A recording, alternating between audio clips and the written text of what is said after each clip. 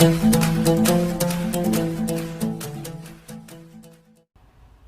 सभी लोगों का स्वागत है आपके अपने YouTube channel future online classes में।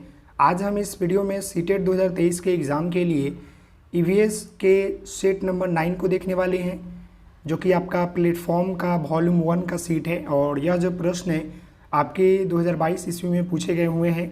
11 जनवरी 2022 के जो सीटेट का एग्ज़ाम हुआ था उसमें आपका यह प्रश्न पूछे गए थे। और यह मैं प्लेटफॉर्म पुस्तक का प्रैक्टिस सेट इसलिए करा रहा हूँ क्योंकि काफ़ी इम्पॉर्टेंट इसमें बातें यह है कि यह प्रश्न जो है काफ़ी इम्पॉर्टेंट है आपके लिए और बेहतर मुझे बुक लगा, इसलिए मैं करा दे रहा हूँ। क्योंकि आप लोग भी अगर प्रैक्टिस करते होंगे तो प्लेटफॉर्म और किरण पब्लिकेशन दो बुक मुझे काफ़ी बेहतर लगा, क्योंकि मैंने भी जब तैयारी किया था तो इन्हीं दो बुकों से किया था और काफ़ी बेहतर नंबर भी आए। तो आप सभी लोगों से निवेदन है यही बुक को परचेज कीजिएगा प्रैक्टिस सेट के लिए। समझ रहे, प्रैक्टिस सेट मैं कोई पेड प्रमोशन नहीं करूँ, बल्कि मुझे अच्छा लगा इसलिए मैं आपको इन्फॉर्म करूँ। इसमें बहुत ही अच्छी तरीके से आपको जो है क्वेश्चन भी दिए हूँ, इसका बारीकी से सॉल्यूशन भी दिया हुआ है, लेकिन मैं आपको बेहतर तरीके से समझाने का कार्य करूँगा। और आप सभी लोग जो है कमेंट कीजिएगा कि आप सभी लोगों को कितना मार्क्स जो है आ रहा है। और अभी जो है आपके 9:30 हो रहे हैं, सभी लोग क्लास को ज्वाइन कर लीजिए फटाफट, क्योंकि यह प्रैक्टिस सेशन जो है आपके मैं डेली बेसिस पर लेता हूं। और इससे पहले मैंने 8 जो है सेट जो है कंप्लीट किया है, यह आपका 9 सेट नंबर है। और मैं आपको बता दूं थ्योरी से पढ़ने से ज़्यादा जो है ना प्रैक्टिस कीजिएगा ना, उतना बेनिफिशियल आपको होने वाला है। तो चलिए हम प्रश्न के ऊपर चलने वाले हैं। तो यहाँ पर मैं आपको बता दूं कि इसमें टोटल आपके जो है 30 प्रश्न है और 30 प्रश्न का उत्तर जो है सही तरीके से दीजिएगा और कमेंट करके मुझे बताइएगा कि कितने मार्क्स आपके आ रहे हैं। ओके, तो देखिए यहाँ पर आपका पहला प्रश्न है कि हमारे देश के नीचे दिए गए किन 2 राज्यों के लोग सर्वप्रिय भोजन इडली, वड़ा, डोसा, सांभर, नारियल की चटनी जो है खाते हैं। अब यहाँ पर जो हमारा प्रश्न आ गया कि इडली, वड़ा, डोसा, सांभर, नारियल की चटनी, आपने NCERT 1 to 5 पुस्तक पढ़ा होगा तो आपको ज़्यादा जो है पसंद यह प्रश्न जो है आपको देखने को मिला होगा। उमना की सफ़र में आपने देखा होगा कि एक नानी घर जा रही है वो लड़की, वहाँ पर आपको जो इस चैप्टर में इसके बारे में कहीं ना कहीं आपको जिक्र वहाँ पर देखा होगा। तो यहाँ पर बोला गया है कि दिए गए 2 राज्यों के लोग, मतलब नीचे, तो हम नीचे की हम बात कर लेंगे। तो अगर हम यहाँ पर भारत की नक्शा बनाते हैं इस तरह के, आप देख सकते हैं, तो यह हमारा जो है नीचे की भाग कहाँ है, ये वाला है, समझ गए। अब यहाँ पर देखिए तेलंगाना गुजरात होगा, गुजरात तो यहाँ पर है तो होगा नहीं, ये तो कट गया। दूसरा देखिए ओडिशा आंध्र प्रदेश, तो ओडिशा और आंध्र प्रदेश भी नहीं होगा, आंध्र प्रदेश ओडिशा होगा नहीं होगा। तो यहाँ पर क्या होगा, गोवा और केरल है, लेकिन केरल में तो टेपियोका खाते हैं ना, टेपियोका ज़्यादा, या कप्पा उसको बोलते हैं। तो यहाँ पर तो इडली, वड़ा, डोसा, सांभर नहीं खाते, नारियल की चटनी भी नहीं खाते हैं, तो ये भी नहीं होगा। तो इसका उत्तर क्या हो जाएगा, ऑप्शन नंबर आपका सी हो जाएगा। समझ गए, हमारे देश के नीचे दिए गए 2 राज्यों जो कि सर्वप्रिय जो है भोजन इडली, वड़ा, डोसा, सांभर, नारियल की चटनी, तो वह जो है आपका तमिलनाडु और आंध्र प्रदेश के लोग जो है ज़्यादातर खाते हैं। तो इसका उत्तर क्या हो जाएगा, ऑप्शन आपका सी हो जाएगा। क्लियर है, यह प्रश्न क्लियर हुआ। अगले प्रश्न की ओर बढ़े तो यहाँ पर देखिए 62 नंबर प्रश्न यहाँ पर है कि यदि कोई व्यक्ति जो है मुंबई महाराष्ट्र से चंडीगढ़ भारत का केंद्र शासित प्रदेश है तक सबसे छोटे रेल मार्ग से होकर रेलगाड़ी द्वारा यात्रा करता है, तो वो कौन से राज्य से उसे वो गुजरना नहीं होगा, बताइए। मान लीजिए कि अब हमारा भारत का नक्शा, देखिए आपको मैप तो पढ़ना पड़ेगा, EVS के लिए है भाई, तो EVS के लिए आपको मैप पढ़ना पड़ेगा, समझ रहे हैं। आप ये मैप को देखिए और आप मुझे बताइए कि यहाँ पर आप देख लीजिएगा, ये आपका अप्रॉक्स मैप है, समझ लीजिए। तो यहाँ पर बोल रहा है क्या, महाराष्ट्र से जो है गुजरना है उसको, महाराष्ट्र से जो है आपको चंडीगढ़, समझ गए, चंडीगढ़ यहाँ जाना है महाराष्ट्र से, यहाँ पर चंडीगढ़ इस तरह से। तो वो बोल रहा है कि कौन से केंद्र शासित प्रदेश से चंडीगढ़, आप सभी लोगों को मालूम है, तो सबसे छोटे रेल मार्ग होकर रेलगाड़ी द्वारा यात्रा करता है, तो कौन से राज्य से उसे गुजरना नहीं होगा, हरियाणा, पंजाब, राजस्थान, गुजरात, बताइए क्या होगा। तो यहाँ पर उसे जो है मैं आपको बता दूं कि पंजाब से होकर नहीं गुजरना होगा, समझ गए। अगर छोटे रेल मार्ग का प्रयोग करेगा तो वह हरियाणा, राजस्थान, गुजरात से गुजर कर जाएगा, लेकिन उसे जो है पंजाब से नहीं गुजरना होगा, समझ गए।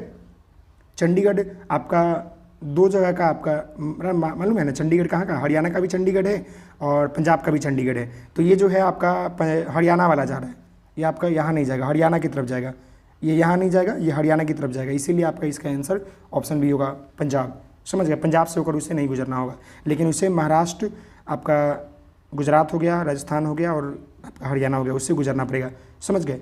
जबकि यात्रा मतलब इन राज्यों से होकर गुजरेगा। आप सभी लोगों को मालूम है कि जो चंडीगढ़ है वो 2 राज्यों की राजधानी है, एक आपका हरियाणा का है, दूसरा पंजाब का। तो यहाँ पर आपका हरियाणा का जो हरियाणा का है उसका पूछा है ना, कि ये मैं यहाँ पर गलत बता दिया आपको, यहाँ पर जो होगा आपका हरियाणा का पूछा है, समझ गए। पंजाब का नहीं, पंजाब तो यहाँ पर है, हरियाणा इधर है, तो इसको इधर से जाना पड़ेगा गुजर कर छोटे मार्गों से। तो गुजरात, हरियाणा, राजस्थान, तो इसका आंसर ऑप्शन आपका क्या हो जाएगा, ऑप्शन नंबर बी। चलिए अगले प्रश्न की ओर बढ़ते हैं।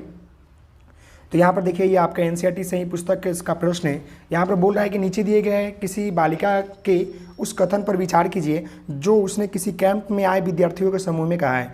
आपने एनसीईआरटी पढ़ा होगा तो मालूम होगा। मैं आपको बता दूँ, आप एनसीईआरटी पढ़ लीजिए भाई, पढ़ लीजिए 3, 4, 5 का क्लास 3, 4 और 5 का एनसीईआरटी पढ़ लीजिए, आपका जो है 15 नंबर फिक्स हो जाएगा, समझ गए। यहाँ पर देखिए, मैं उस शहर से आई हूँ जो एक पहाड़ी क्षेत्र है। हमारे यहाँ वर्षा बहुत होती है और बर्फ़ भी बहुत पड़ता है। जहाँ ठंड बहुत अधिक हो जाती है तो हमें धूप में बैठने अच्छा लगता है। हमारे घर जो है पत्थर अथवा लकड़ी के बने होते हैं। तो यह बताइए कि हमारे जो आपका घर है पत्थर अथवा लकड़ी के जो है किसके बने होते हैं। तो बताइए कहाँ से आए हुए, बताइए। तो इसका क्या हो जाएगा, हमारे घर जो है पत्थर अथवा लकड़ी के बने हुए हैं। तो ये तो मनाली की बात कर रहा है, शिमला की बात कर रहा है। तो यहाँ पर ऑप्शन में तो शिमला नहीं है, तो इसका आंसर क्या हो जाएगा, ऑप्शन आपका डी हो जाएगा, हिमाचल प्रदेश, समझ गए, हिमाचल प्रदेश का। और जहाँ पर 2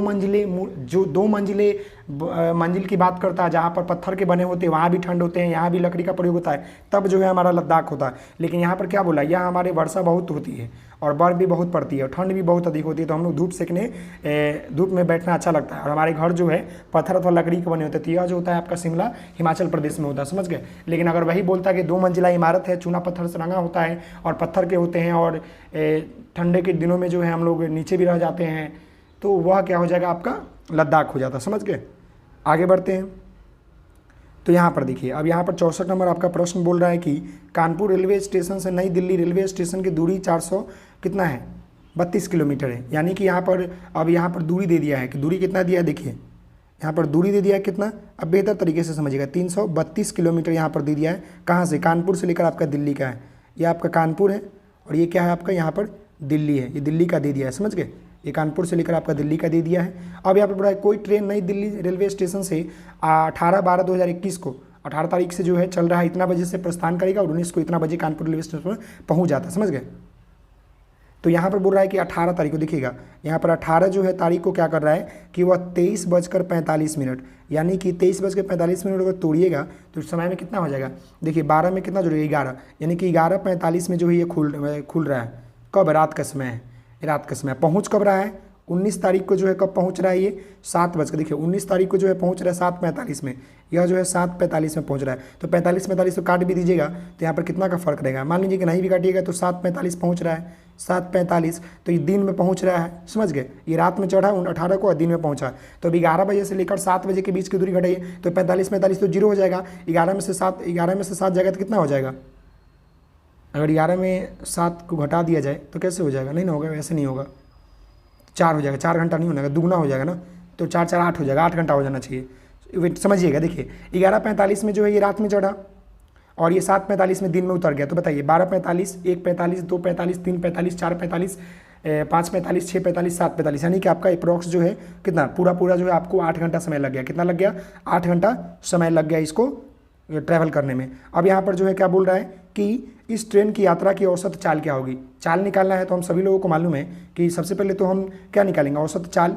तो चाल निकालने के लिए क्या होता है, चाल निकालने के लिए फॉर्मूला जो है आप लोगों को मालूम होगा, दूरी बटा समय होता है। दूरी बटा समय होता है, आप सभी लोगों को मालूम है। दूरी यहाँ पर कितना है भाई, तो 432 है और समय कितना 8 घंटा है, तो काटिएगा तो 8×5 = 40 और 800 का 32, 800 का इतना होगा 54 किलोमीटर प्रति आवर। अब हमें क्या करना है, यात्रा की औसत चाल निकालना है। किस में अगर पूछ रहा है, यहाँ पर देखिए तो किलोमीटर आवर में आंसर आ रहा है, लेकिन सब में मीटर दिया है। तो मीटर को चेंज करने के लिए आप सभी लोगों को मालूम है कि 5/18 से क्या कर सकते हैं, गुना कर देते, कितना जितना आया है 54 को, तो 18 × 54 3 बार में, तो इसको काटिएगा तो 15 मीटर प्रति सेकेंड, यानी कि 15 आना चाहिए, तो 15 मीटर प्रति सेकेंड। ऑप्शन नंबर यहाँ पर बी है। क्लियर हो गया प्रश्न, बताइएगा मुझे क्लियर है कि नहीं क्लियर है। एकदम ईजी प्रश्न था, बस थोड़ा सा समय को आप निकालिए, कितना घंटा लगा, 8 घंटा लगा। और फिर यहाँ पर हमने जो है चाल निकाला, दूरी बटा समय, तो यहाँ पर काटा तो यहाँ पर 54 किलोमीटर प्रति आवर आया। और यहाँ पर हमने जो है घंटा को जो है मिनट में मीटर प्रति सेकंड में कन्वर्ट किया किलोमीटर को, तो यहाँ पर हमारा आंसर आ गया 15 मीटर प्रति सेकंड। तो इसका आंसर क्या हो जाएगा, ऑप्शन नंबर आपका बी हो जाएगा। समझ गए। अगले प्रश्न की ओर बढ़ते हैं। तो यहाँ पर आप अगला प्रश्न देखिए यहाँ पर कि निम्नलिखित में से ऐसे दो जानवरों के समूह को चुनिए जिनके आगे के दांत जीवन प्रयत्न वृद्धि होते रहते हैं, अंत में वो अपनी दांतों के आगे लंबा ना होने देने के लिए वस्तुओं को कुतरते रहते हैं। तो एक तो आपका चूहा और दूसरा आपका गिलहरी। ये तो इजी प्रश्न है, आप सभी लोगों को मालूम होगा, ये भी आपके एनसीईआरटी पुस्तक में दिया है, चूहा और गिलहरी। इसका आंसर क्या हो जाएगा? ऑप्शन नंबर आपका सी हो जाएगा। चूहा और गिलहरी के जो दांत होते हैं ना, वह जीवन प्रयत्न जो होते हैं बढ़ते रहते हैं, इसलिए वो क्या कर सकता है कि वो अपने पूरे जीवन काल में वह किसी न किसी चीज़ों को जो है काटते रहता है ताकि उसका दांत जो है नहीं बढ़े। तो उसका दांत बढ़ जाएगा तो उसको दिक्कत होगी। समझ गए? आप सभी लोगों को मालूम है कि गिलहरी जो होता है पेड़ों पर पाया जाता है, चूहा जो होता है बिलों में और घरों में पाया जाता है। समझ गए? क्लियर है? चूहा जो होता है एक स्तनधारी होता है, चूहा क्योंकि बच्चा देता है। नेक्स्ट प्रश्न की ओर चलते हैं। तो यहाँ पर देखिए, यहाँ पर 66 नंबर आपका प्रश्न जो बोल रहा है कि कन्नौज एक जिला है। देखिएगा, ये भी आपका इंपॉर्टेंट प्रश्न है और प्रत्येक वर्ष पूछा जाता है। कन्नौज एक जिला है जो समस्त भारत में इत्र के लिए प्रसिद्ध है। यह जिला जो है किस राज्य में है? तो यह जो है आपका उत्तर प्रदेश में है। कन्नौज जिला जो है आपका कहाँ पर है? यूपी में है। उत्तर प्रदेश में कन्नौज जिला जो है इत्र के लिए प्रसिद्ध है। आप सभी लोगों को मैं बता दूँ। समझ गए? वहाँ पर जो है लगभग जो है 200 से अधिक जो है क्या है कि भट्टी है इत्र का। समझ गए? जहाँ पर मतलब इत्र बनता है, गुलाब के पानी का बहुत सारे क्षेत्रों में बनता है। समझ गए? अगला यहाँ पर है कि रेत के टीले कहाँ पाए जाते हैं? अफगानिस्तान और इंग्लैंड में, उज्बेकिस्तान और बांग्लादेश में, बर्लिन और राजस्थान में। बताइए कहाँ पाए जाते हैं? अबू धाबी और अफगानिस्तान में। तो मैं आपको बता दूं कि रेत के टीले जो होते हैं ना, यह आपके जो होते हैं अबू धाबी और अफगानिस्तान के रेतीले में पाए जाते हैं। तो इसका आंसर क्या हो जाएगा? ऑप्शन नंबर आपका डी हो जाएगा। क्लियर है? Option number D. अगला यहाँ पर आपका प्रश्न है कि भारत, यहाँ पर देखिए, भोपाल बेंगलुरु के ठीक उत्तर में है। भोपाल जो है ठीक बेंगलुरु के जो है उत्तर में है, तथा गांधीनगर भोपाल के ठीक पश्चिम में है। तो गांधीनगर के सापेक्ष बेंगलुरु की दिशा क्या होगी? समझ गए? तो यहाँ पर समझने का प्रयास कीजिएगा। यानी कि देखिए, यहाँ पर भोपाल बेंगलुरु के ठीक उत्तर में है। यानी कि मान ले कि यहाँ पर आपका भोपाल है। समझिएगा, ये भोपाल जो है क्या है? भोपाल जो है बेंगलुरु के ठीक उत्तर में है। यानी कि यहाँ पर आपका बेंगलुरु होगा, यहाँ पर आपका बेंगलुरु होगा। तो बेंगलुरु के उत्तर में कौन है भाई? भोपाल है। ये हो गया। तथा गांधीनगर भोपाल के ठीक पश्चिम में है। तो यहाँ पर हो गया, तो इसके पश्चिम क्या होगा? इधर पूरब हो जाएगा, इधर पश्चिम हो जाएगा। तो पश्चिम में यहाँ पर क्या है? गांधीनगर है, इधर गांधीनगर है। अब क्या बोल रहा है कि गांधीनगर के सापेक्ष में बेंगलुरु की दिशा, गांधीनगर के सापेक्ष में ये बेंगलुरु की दिशा पूछ रहा है। तो यहाँ पर हम आते हैं और इस तरह की डायरेक्शन को हम बनाएंगे। तो हम सभी लोगों को मालूम है कि ईस्ट है, ये वेस्ट है, ये नॉर्थ है, ये हमारा साउथ है। तो ये क्या हो जाएगा? ये हमारा हो जाएगा साउथ ईस्ट। समझ गए? साउथ ईस्ट कहने का मतलब है कि दक्षिण पूर्व। दक्षिण पूर्व देखिए कहीं पर दिया है, दक्षिण पूर्व। ऑप्शन नंबर आपका ये सी हो जाएगा। क्लियर है? दक्षिण पूर्व। ये तो काफ़ी ईजी प्रश्न था। क्लियर है? दक्षिण पूर्व याद रखिएगा।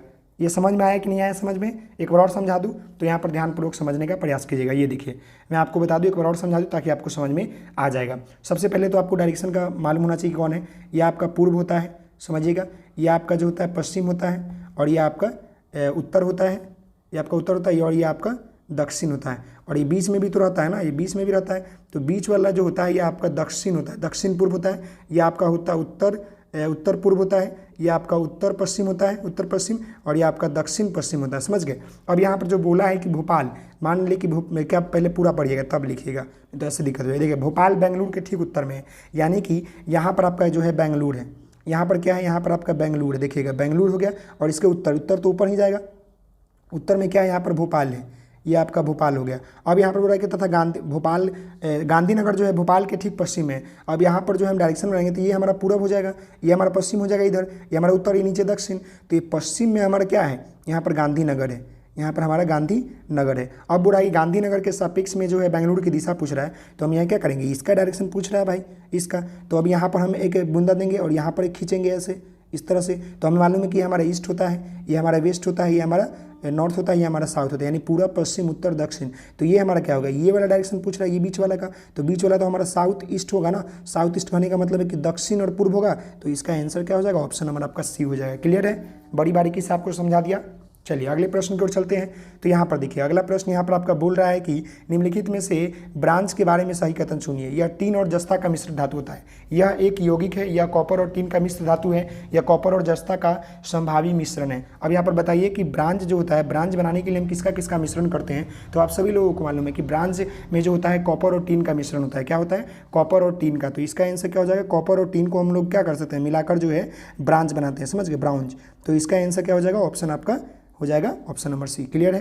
अगला प्रश्न यहाँ पर देखिए 70 नंबर। नीचे दिए गए उन मिलान को चुनिए जो तदन रूपी खाद्य वस्तु के संरक्षण के सही ढंग से प्रदान नहीं करता है। यहाँ पर सेव, मुरब्बा, दूध, पनीर, कच्चा आम, अचार, दाल पापड़।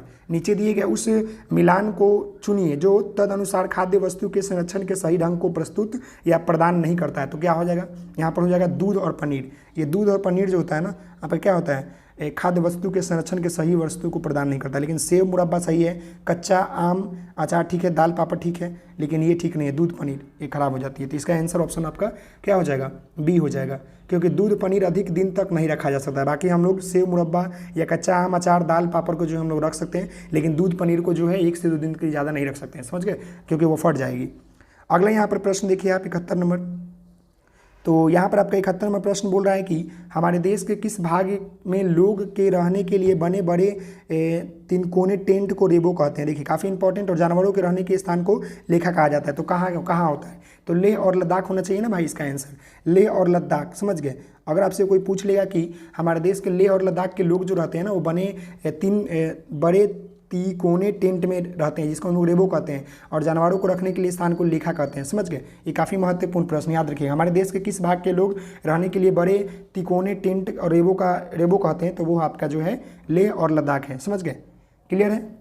आगे देखिए यहाँ पर अगला प्रश्न है कि हमारे देश में संघ शासित प्रदेश कितने हैं। तो ये तो इजी प्रश्न है, आप सभी लोगों को मालूम होगा कि हमारे देश में जो है संघ शासित प्रदेशों की संख्या जो है वो कितना है, तो 8 है। तो इसका आंसर क्या हो जाएगा, ऑप्शन आपका सी हो जाएगा, क्लियर है।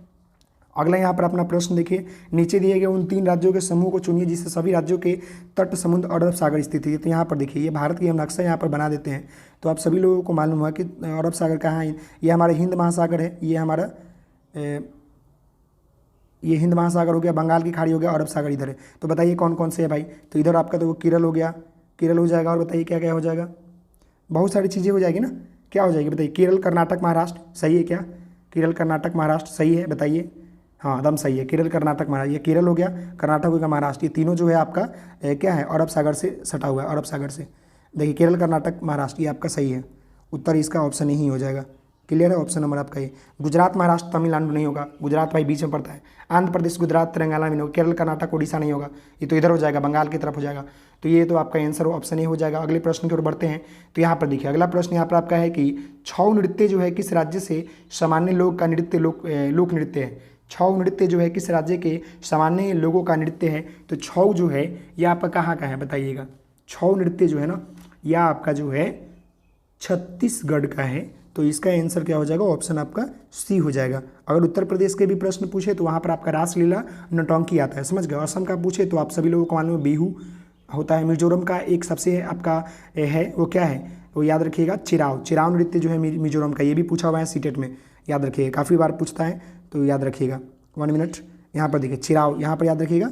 अगर यहाँ पर मिजोरम का पूछ दिया तो याद रखिएगा चिराव, समझ गए। असम का तो बिहू आप सभी लोगों को मालूम ही होगा, बिहू फेवरेट है। उत्तर प्रदेश का आपका कजरी है, कजरी या आपका जो है नौटंकी, नौटंकी, कजरी या नौटंकी। छत्तीसगढ़ का आपका छऊ, क्लियर है। अगले प्रश्न की ओर बढ़ते हैं। तो यहाँ पर देखिए अगला प्रश्न अर्थवार्म से है, काफ़ी इंपॉर्टेंट है, केचुआ से है। यहाँ पर देखिए केचुआ के बारे में नीचे दिए गए कथनों पर विचार कीजिए।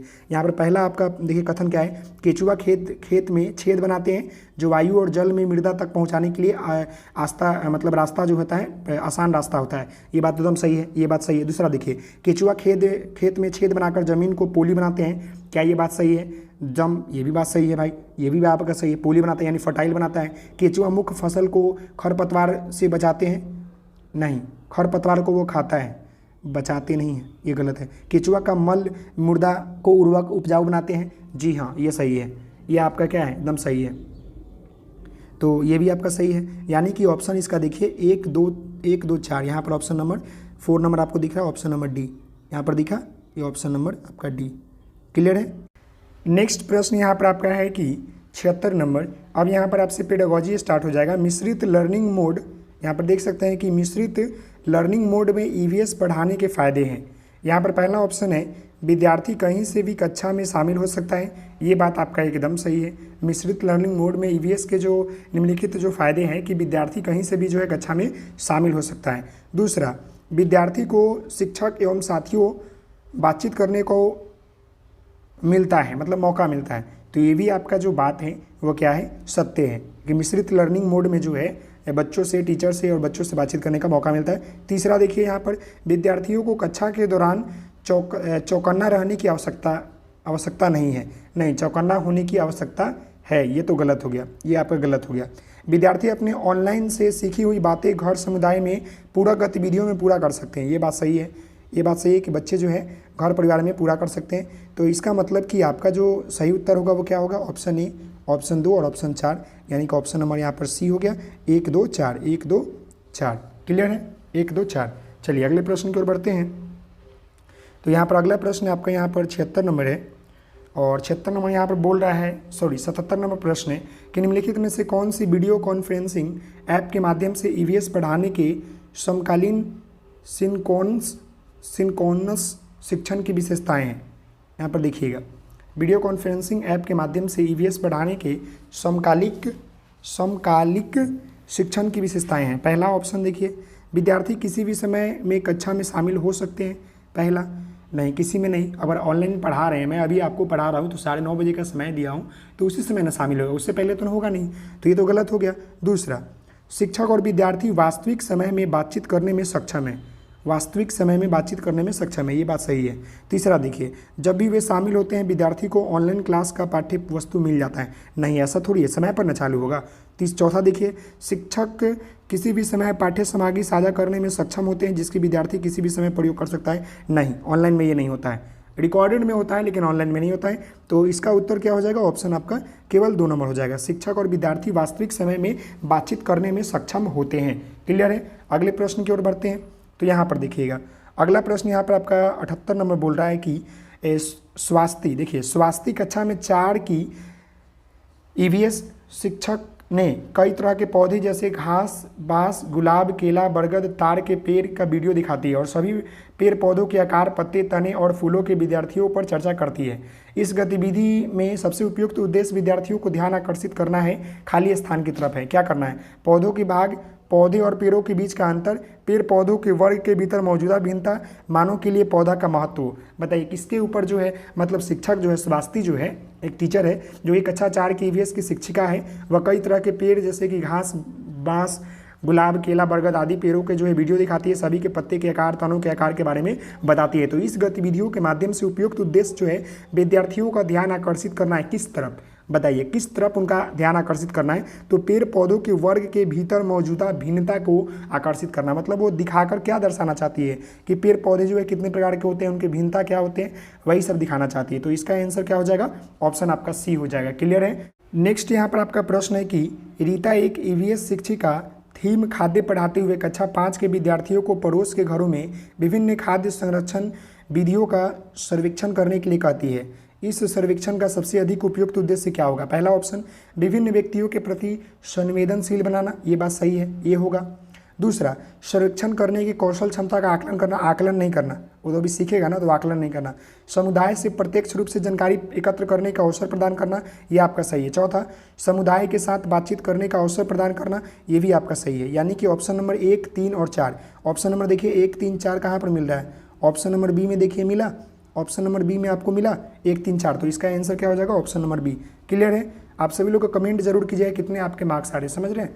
अगला प्रश्न यहाँ पर देखिए, अगला प्रश्न यहाँ पर 80 नंबर यहाँ पर बोल रहा है कि वर्तमान पाठ्यचर्या के अनुसार प्राथमिक स्तर पर ईवीएस के उद्देश्य कौन से हैं। अब यहाँ पर ऑप्शन देखिए, 4 ऑप्शन दिया है नीचे, इनमें से सही विकल्प का आपको चयन करना है। समझ गए मेरी बातों को, तो यहाँ पर ध्यानपूर्वक समझिएगा। पहला है प्राकृतिक, सामाजिक और सांस्कृतिक वातावरण के बीच संबंधों का पता लगाना और समझ विकसित करने के लिए विद्यार्थियों को परिशिक्षित करना या प्रशिक्षण करना, तो ये बात तो सही है। दूसरा, विद्यार्थियों को पर्यावरण संबंधित मुद्दों के बारे में जागरूकता विकसित करना, ये भी बात सही है। तीसरा, पृथ्वी को मानव एवं अन्य जीवित रूप से समझ विकसित करना, नहीं ये गलत है।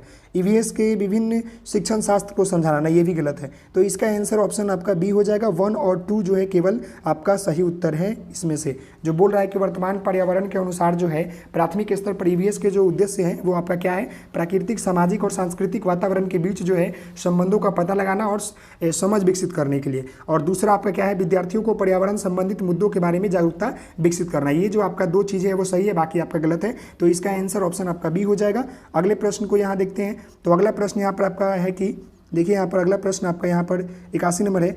एक ईवीएस शिक्षक को गतिविधि आयोजित करने के लिए समूह बनाने के लिए निम्नलिखित मापदंडों पर ध्यान देना चाहिए। पहला ऑप्शन, उन्हें संज्ञानात्मक स्तर के अनुसार समूहीकरण करना चाहिए। समूहीकरण की बात कर ले यानी कि आपका वो क्या हो जाएगा, निगेटिव है, तो ये आपका गलत हो जाएगा। दूसरा, लिंग के आधार पर भी नहीं करना, निगेटिव वर्ड है। तीसरा, पूरी कक्षा में जितने समूह बनाया जा सके बना ले, नहीं ये भी नहीं होगा। चौथा देखिए, समूह के बीच सहभागिता एवं ये आपका सही है, ऑप्शन नंबर 4 जो सही है। देखिए यहाँ पर समूह के बीच सहभागिता एवं प्रतिभागिता के आधार पर समूह बनाइए, मतलब सपोर्टिव होना चाहिए और लोगों का मिश्रण होना चाहिए। समझ गए? अगले प्रश्न की ओर बढ़ते हैं। तो यहाँ पर देखिए, यहाँ पर आपका बोल रहा है 82 नंबर प्रश्न, 1 मिनट, ये कितना हो गया था, ये आपका 81 हो गया था। 82 नंबर प्रश्न को यहाँ देखिए, 82 नंबर प्रश्न यहाँ पर बोल रहा है कि प्राथमिक स्तर पर ईवीएस के पाठ्यचर्या का प्रकृति है, क्या है? समावेशी, प्रासंगिक, थीम आधारित, एकीकृत और अनुभवनात्मक, प्रासंगिक, अनुशासनात्मक एवं पर्यावरणीय दृष्टिकोण का अनुसरण करना, एकल विषय, वैश्विक से लेकर स्तरीय समाजीकरण। तो इसका आंसर जो हो जाएगा वो ऑप्शन आपका ए हो जाएगा, यानी कि समावेशी है, सभी को शामिल है, प्रासंगिक है और थीम आधारित है। क्योंकि प्राथमिक स्तर पर आपको मुख्य रूप से 6 थीमों के बारे में जानना है, जल, यात्रा, ये सब, परिवार, मित्र, ये सभी के बारे में। समझ गए? अगले प्रश्न यहाँ पर देखिए, कहानियों के माध्यम से ईवीएस अवधारणाओं को पेश करने के लिए एक शिक्षक को निम्नलिखित में से किन बातों पर ध्यान देना चाहिए? तो यहाँ पर आपका पहला ऑप्शन देखिए, कहानियों को किस अवधारणा के बारे में गलतफहमी की रचना नहीं करना चाहिए, पहला। दूसरा यहाँ पर देखिए, तो ये तो सही है, कहानियों को किसी अवधारणा के बारे में गलतफहमी की रचना नहीं करनी चाहिए, ये बात सही है। दूसरा, कहानियों को देखिएगा, कहानियों को लिंग, जाति, धर्म और अन्य सामाजिक समूहों से संबंधित रूढ़िवादी विचारों को चिन्हित नहीं करना चाहिए, ये भी बात सही है, चिन्हित नहीं करना चाहिए। तीसरा, कहानियों मजेदार व मनोरंजन होना चाहिए, नहीं ये गलत है।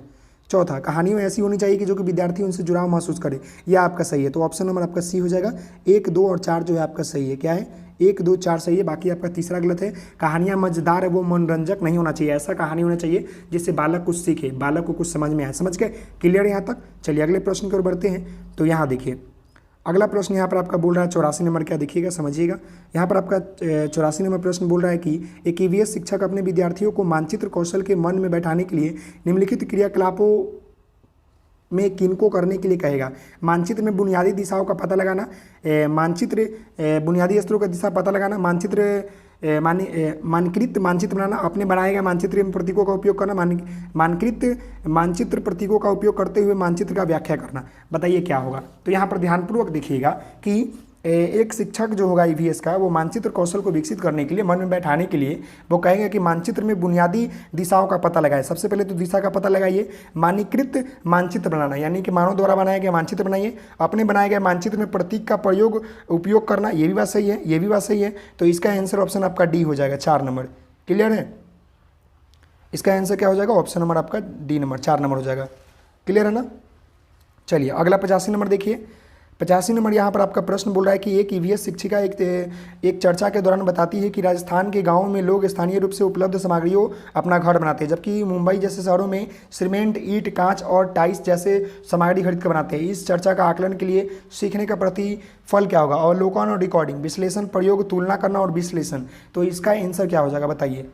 तो इसका आंसर हो जाएगा तुलना करना और विश्लेषण। वो तुलना कर रही है कि राजस्थान के लोग जो होते हैं खरपतवार और झाड़ियों से अपना घर बनाते हैं, बल्कि दिल्ली और मुंबई जैसे शहरों में ईंट, टाइल्स, पत्थर, सीमेंट वगैरह का बनाते हैं। तो ये काफ़ी हो गया, तुलना कर रही है और विश्लेषण भी कर रही है, मतलब कि दोनों के बीच में अंतर ही बता रही है और विश्लेषण भी कर रही है। तो इसका आंसर ऑप्शन डी हो जाएगा। क्लियर है? अगले प्रश्न को देखिए। अगला प्रश्न यहाँ पर आपका 86 नंबर है, ये 85 हो गया।